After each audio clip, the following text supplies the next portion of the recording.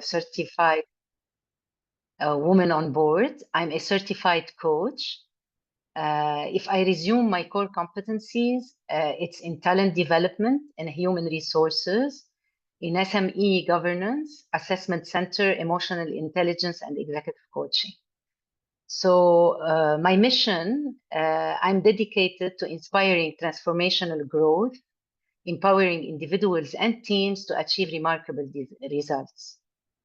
So this is in a nutshell. However, I would like to share with you my personal journey, and I'm sure that many women know this journey too well. So I'm starting today not with data, not with definition, not with strategy, but with a story, my story, one that I know echoes the lives of many women, even if we don't talk about it enough. Back in the 90s, I had already made a big decision to pause my career and be a full-time mom to my two beautiful daughters. Not because I didn't have ambition, but because my husband was traveling constantly. I didn't have a village. I was the village. And like so many women, I made the choice, a choice rooted in love, but also in necessity. But the desire to work never left me. I wanted more, not instead of my children, but alongside them. So I made a promise to myself. I enrolled in a master's degree in work psychology. It was my quiet declaration. I'm still here. And then I was offered a job, my first full-time job after so many years. I should have been thrilled, but instead I panicked. The guilt hit me like a wave. Who would take my daughters to their activities? Who would handle the errands, the forgotten lunch boxes, the sick days? I started waking up an hour earlier than the rest of the house, just to center myself, just to have one cup of coffee quietly before wearing the mask of being everything to everyone. At work, it wasn't easier. I faced microaggressions, the looks, the interruption, the subtle dismissals. My voice would be cut off, my opinion sidelined. I doubted myself. Was I too soft? Too inexperienced? Was I even supposed to be here? And then something happened that changed everything. My director, a woman, saw me, truly saw me. She offered flexibility, trusted me, said when I asked to attend my daughter's school, said yes when I asked to attend my daughter's school recital. That one yes echoed across my entire life. I worked late nights, finished tasks after bedtime stories, and gave my all. And within 6 months, I was promoted. That moment taught me a lesson I carry to this day. Women don't need permission. We need belief, we need flexibility, we need someone to say, I see you. The second defining moment came later this time from a man. I was presenting a strategy in an executive meeting. Halfway through, another director interrupted me. But before I could shrink, the executive director, a man, leaned in and said, we need to hear her. She has something important on the table. Let her finish. That moment shook something in me. It reminded me that allyship has no gender. Women need women, but we need men. Men who are aware, who interrupt the interrupters, who use their power to make space instead of taking it. We are not here to simply applaud resilience. We are here to name the unseen, to challenge what we've normalized, to ask what would shift if women didn't just cope, but truly thrive. Thriving women are not a luxury, they are a strategy. They represent a healthier culture, stronger leadership, and better performance for everyone. They are a strategic advantage, a cultural shift, a sign of a healthy, forward-thinking organization. In this session, this session is for you. If you are building team, shaping culture, or leading change, it's for anyone who has ever had to smile through exhaustion, apologize for ambition, or shrink to fit into rooms that were never built for them. So now that we have, looked at the whole perspective without data, let's look at data. So we have 48% of women that experience microaggressions at work weekly, 48%. Women are 1.5 times more likely to have their competence questioned compared to men. And I'm putting the studied and the years, so these are recent years data. Women are interrupted 3 times more than men in meetings, often by male colleagues. Women leaders are twice more likely to be mistaken for someone more junior. For every 100 men promoted to manager, only 87 women are promoted.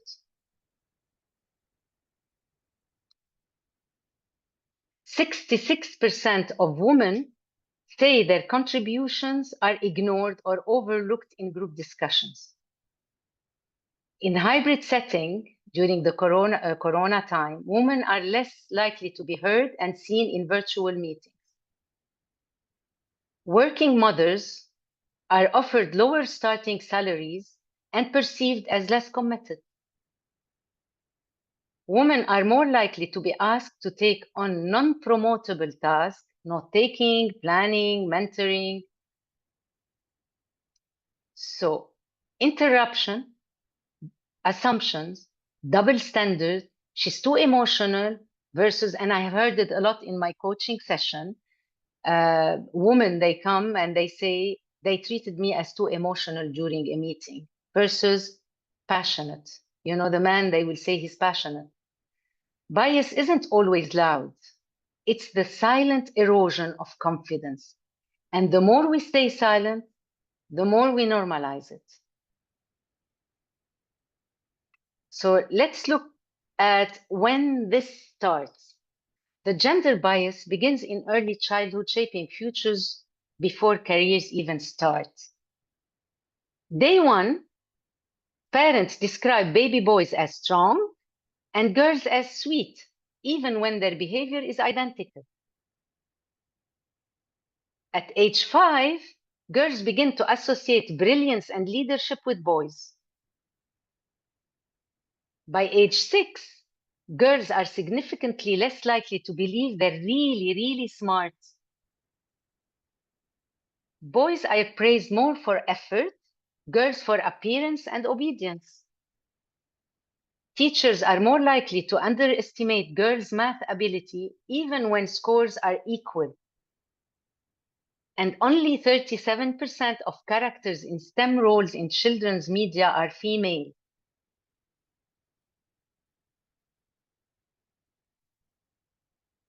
Male and female, let's look at the brain. So are we really different? Is our brain different? So there have been a study, actually, this study was going on for a long time. And then in 2019, Gina Rippon brought it to light. No evidence of male or female brain types. So there is no difference in female brain and male brain. The only difference is in volume and connectivity. They are very minor and they are linked to the body size. The neuroplasticity say that our brains are shaped by learning environment. So we're growing it because of the environment and experiences. The educational and societal influences significantly shape ability, interest, and confidence. So the environment have a big role in shaping our brain. Hormones influence behavior, not performance, not capability, but they do not define our ability. So if we look at men who are high in testosterone, the testosterone is associated to competitiveness, dominance, and risk-taking. They can drive bold decision-making and assertiveness. Okay, this is in their hormone. If we look at women hormone, estrogen and oxytocin, they promote empathy, collaboration, and stress resilience. They support relationship building and holistic thinking. So if we look at the difference in hormone, we just realize that actually we need both men and women to be able to drive a sound decision making. We need the risk taking, we need the boldness, and we need the collaboration, the holistic thinking, the empathy, and a stress, being able to cope with stress. So the study has been done also pinpointing the importance of having a diverse team. When we talk a lot about diversity, is about to bring this balance between man and woman when we talk about behavior, not capability. So when we hear all this, we need to do something. We need to redesign how we listen, how we assess performance, and how we lead. Because bias doesn't just slow down careers, it silences potential. And that should concern every leader in the room, wherever they are. What women need actually to move from coping to thriving? So they need flexibility, so to be able to balance this work life without feeling guilty. They need safety to be able to speak up, to make mistake and disagree without being labeled as too emotional. They need recognition for emotional labor, invisible work, and silent strength.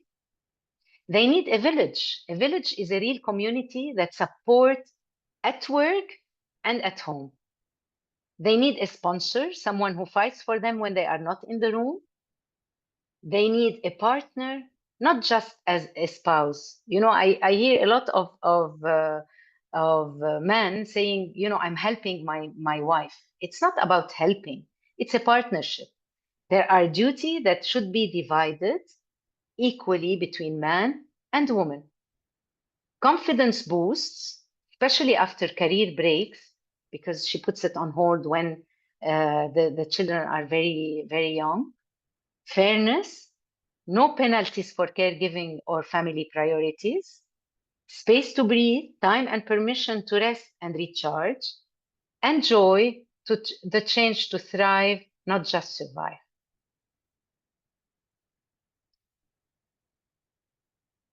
What companies then must do?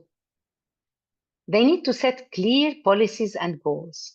Though the policies and goals, they concern the need when we talk about flexibility, when we talk about performance management, when we talk about all the policies that are related to maternity, paternity, etc. And then ensure pay equity. And, you know, even in Europe, even in Northern America, where we think that they are very advanced in pay equity, there is still a difference between the salaries of men and the salaries of women. We need to promote women into leadership, redesign performance appraisals, and include in those performance appraisal. We're appraising also for inclusivity because we're creating an inclusive workplace. Make recruitment and promotion fair. Not, you know, she's about to get married, so she will be more dedicated to her family, and then she will get pregnant and will have a child, so I prefer to have a man, etc. Support work-life integration after a break. Build an inclusive culture through training. Just a second. So let's look at the business case for women in leadership. Why is it important that we have women in leadership? McKinsey study in 2020 showed higher financial performance. Companies in the top quartile for gender diversity on executive team were 25% more likely to have above average profitability compared to companies in the bottom quartile. What does it mean? The Credit Suisse in 2006, they conducted a study, and the company with at least one woman on the board outperformed their peers with no woman on the board by over 3% in share price growth per year. And these are statistics, and these are facts. Let's look at the better decision making. The Clover Pop study in 2017 shows that gender diverse teams made better business decisions 60% of the time compared to all male teams, and these decisions delivered better outcome 87% of the time. So these are a huge percentage that should make us start reflecting on this. Diverse boards and leadership teams are more likely to challenge assumption, reduce groupthink, and consider a broader range of solutions.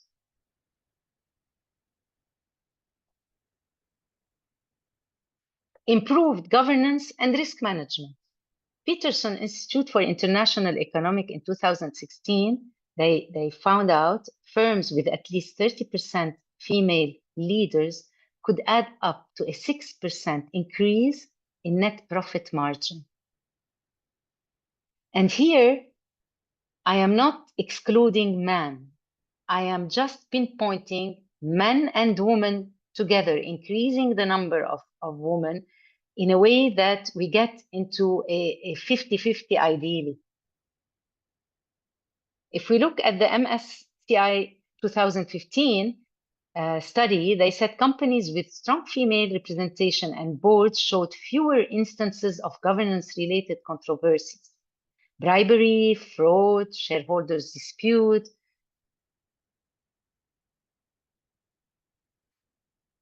Stronger innovation and reputation.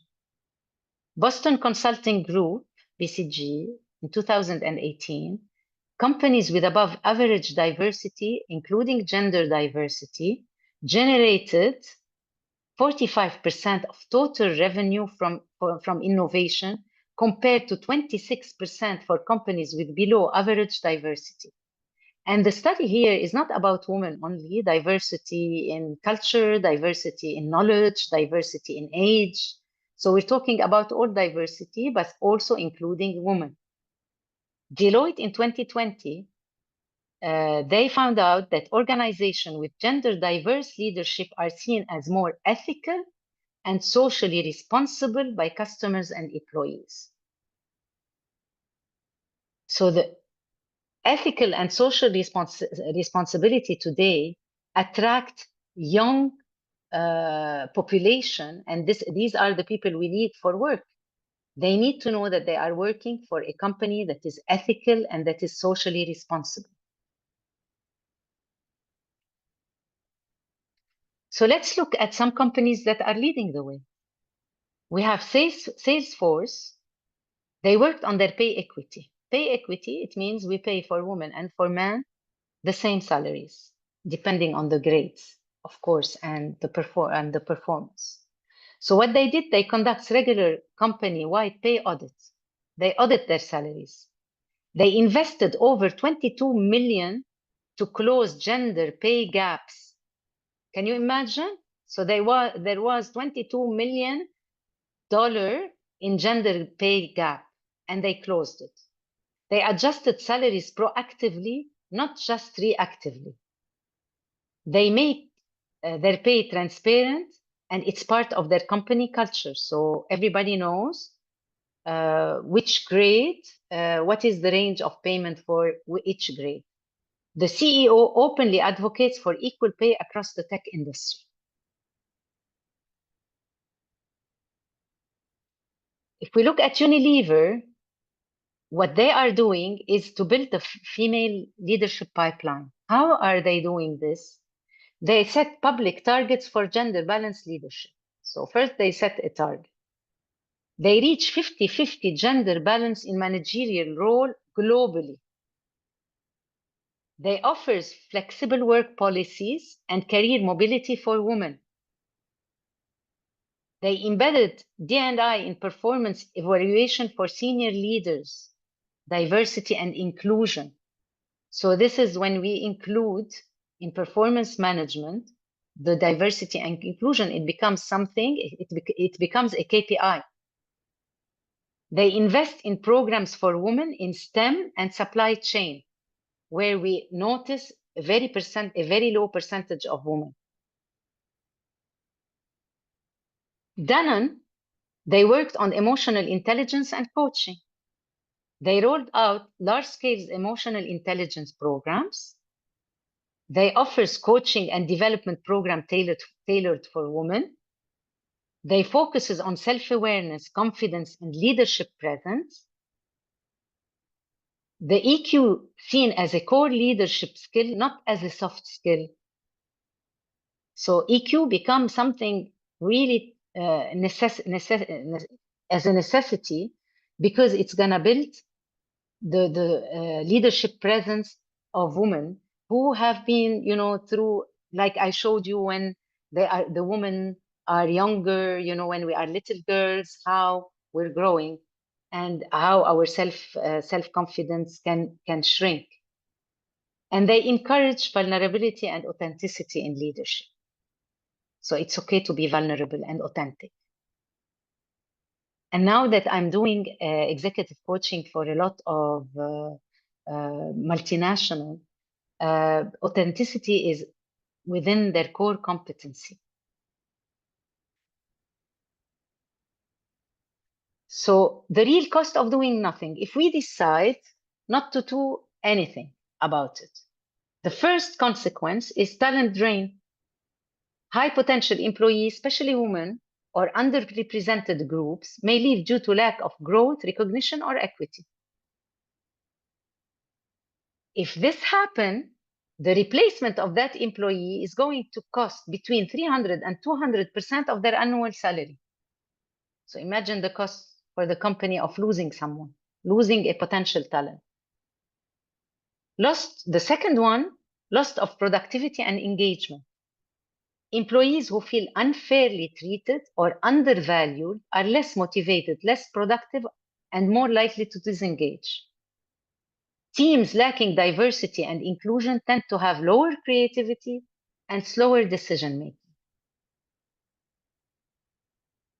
The third consequence, it's damage reputation and brand. Inaction on equity or ethics leads to negative public perception and reputational damage. Consumers, investors, and partners are increasingly choosing values-driven organizations. Legal and compliance risk, failing to address discrimination or harassment can result in lawsuits, regularity penalties, and public scandal. Missed financial gains, companies with diverse leadership teams perform up to 25% better financially. Gender diverse companies are more innovative and adaptable. And number 6, cultural erosion. Silence or inaction in the face of bias or inequity sends a message that this behavior is acceptable. And that breeds toxicity, mistrust, and fear, especially among marginalized employees. So what kind of leader we need? We need leaders who act with integrity, who balance profit with social impact, leaders who can embrace change and learn continuously. We need leaders who are highly emotionally intelligent, able to connect meaningfully with people. We need leaders who value diversity of thought and create environments where all voices are heard. We need leaders who see the bigger picture and help others see purpose and possibilities. Leaders who make tough calls, challenge the status quo, and encourage innovation. We need leaders who take responsibility for outcome, good or bad. And we need leaders who mentor, coach, and uplift others. So, what's your responsibility now